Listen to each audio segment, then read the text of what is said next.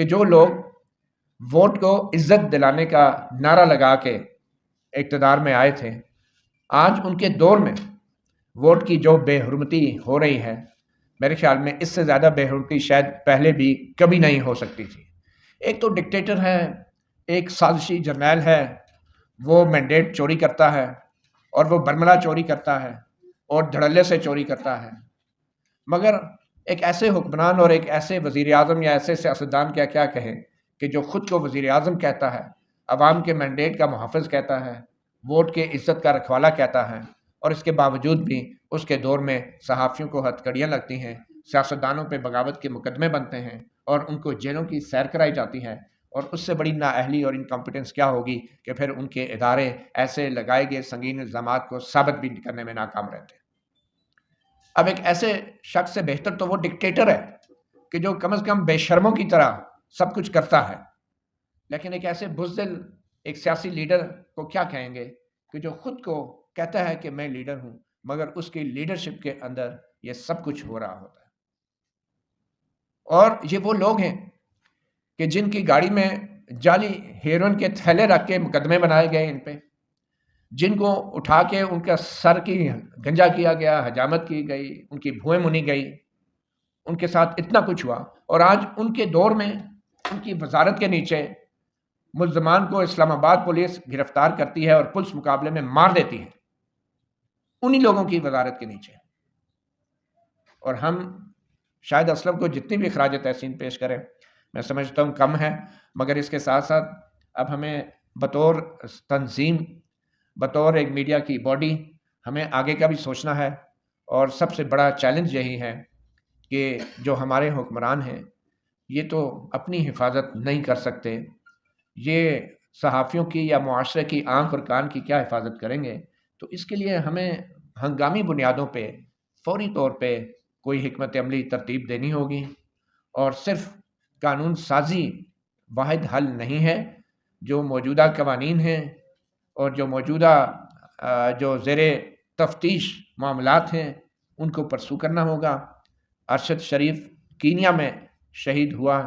اور آج supreme court تک تاریخ تو دیتی ہے، مگر یہ بھی نہیں حکم جاری کرنے کی پوزیشن میں کہ جو کچھ تحقیقات ابھی تک ہوئی ہیں وہ منظر عام پہ لے آئیں یا اس کے لوائقین کو بتا دیں۔ اگر کینیا کے حکام کے ناراض ہونے کا خدشہ ہے تو کم از کم جو کچھ پاکستان میں ہوا اس کے لیے آپ ایک الگ سے JIT بنا دیں۔ تو ہمارے ادارے، ہماری حکومتیں، مجھے نہیں لگتا کہ یہ لوگ اس قابل بھی ہیں کہ عوام کے ووٹ کی یا صحافیوں کی صحافت کی کو وہ تحفظ دے سکیں جو ان کا آئینی اور بنیادی حق ہے۔ تو اس کے لیے صحافیوں کو خود کچھ کرنا ہوگا۔ شاہد اسلم کو جو آج ہم خراج عقیدت پیش کر رہے ہیں وہ بنیادی طور پہ شاہد اسلم کے لیے نہیں ہے، وہ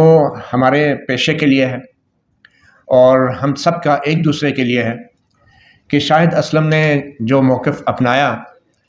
اس موقف کی وجہ سے انہوں نے اپنی بھی، ہماری بھی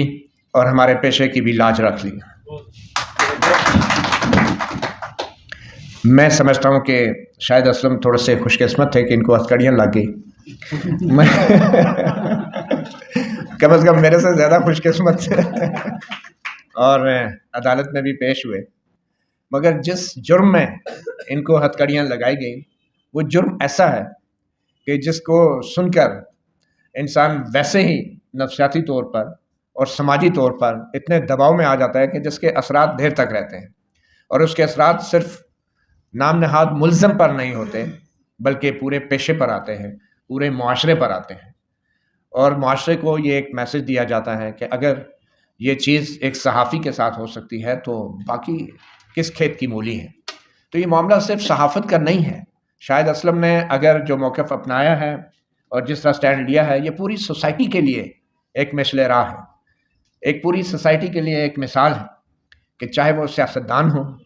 چاہے وہ کسی بھی شعبے سے ان کا تعلق ہو، شاہد اسلم کی جو جرأت اور بہادری ہے وہ ان سب کے لیے ایک مثال ہے۔ مگر اب اس کے بعد افسوس تو اس بات کا ہوتا ہے کہ بغاوت کے مقدمے سیاستدانوں پر بھی بنے، جنرل باجوہ کے دور میں بھی بنے، پہلے بھی بنے،